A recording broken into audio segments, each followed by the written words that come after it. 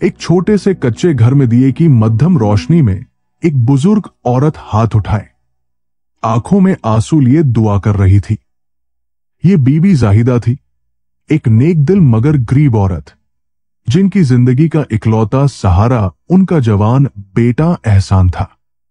एहसान दिन भर मेहनत मजदूरी करता, कभी खेतों में काम करता, कभी किसी हवेली में सामान ढोता, बस इतना ही कमाता कि मां का पेट पाल सके। मगर किस्मत जैसे उसकी परीक्षा लेना चाहती थी। एक दिन जब वो शहर के बाजार में मजदूरी कर रहा था, अचानक एक चोरी का इल्जाम उस पर लग गया। वो बेगुनाह था, मगर किस्मत की विडंबना देखिए कि कोई उसकी सच्चाई सुनने को तैयार न था। जमींदार के कारिंदों ने उसे पकड़ा और पुलिस के हवाले कर दिया।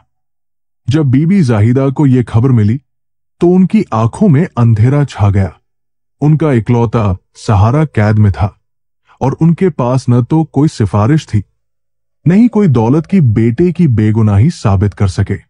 वो नफल पढ़ती, रातों को जागकर अल्लाह के दरबार में गिड़गिड़ाती, मगर अब तक कोई उम्मीद की किरण नजर नहीं आ रही थी। एहसान को जेल में कई दिन हो गए थे। कैद की सख्तियों के बावजूद उसका दिल मुतमिन था, क्योंकि उसे यकीन था कि अल्लाह सबकी सुनता है। दूसरी तरफ बीबी जाहिदा हर रोज गांव के लोगों के पास जाती, इंसाफ की दुहाई देती, मगर सबने हाथ उठा दिए। वो लाचार होकर अल्लाह की बारगाह में लौट आई। एक दिन गांव में एक दरवेश आए।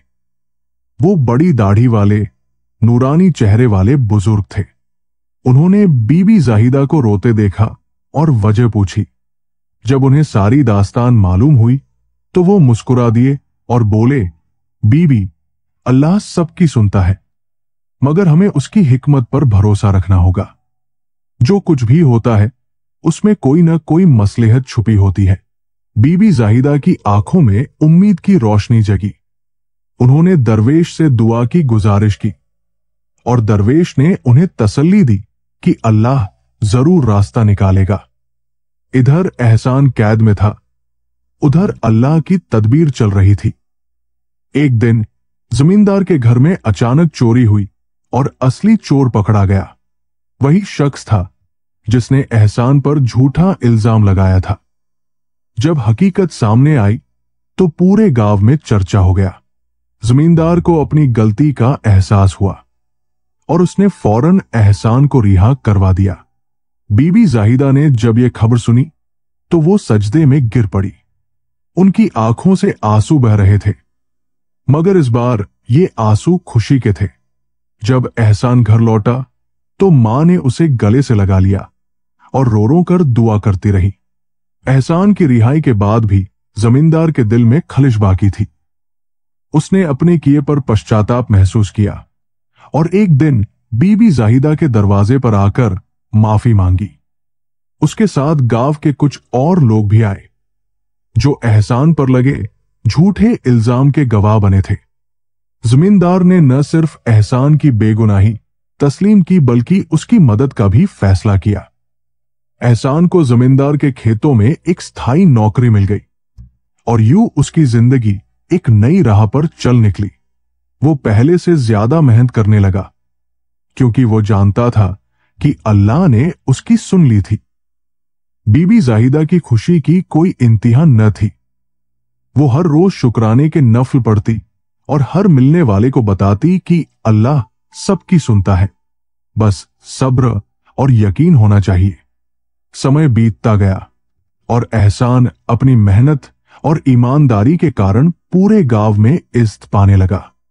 कुछ ही सालों में वो खुद एक कामयाब किसान बन गया और अल्लाह ने उसकी रोजी में बेइंतहा बरकत दी।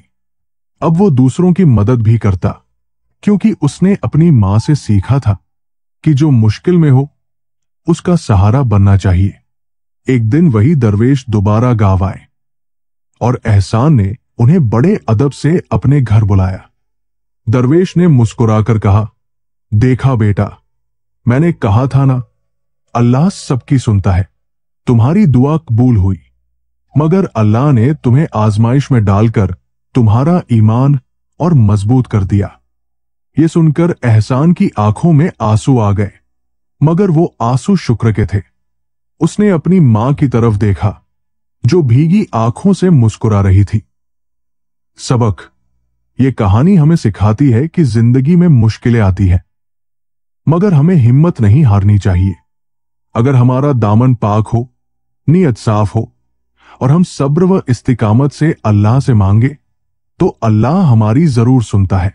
वो बेहतरीन वक्त पर बेहतरीन तरीके से हमारी मदद करता है।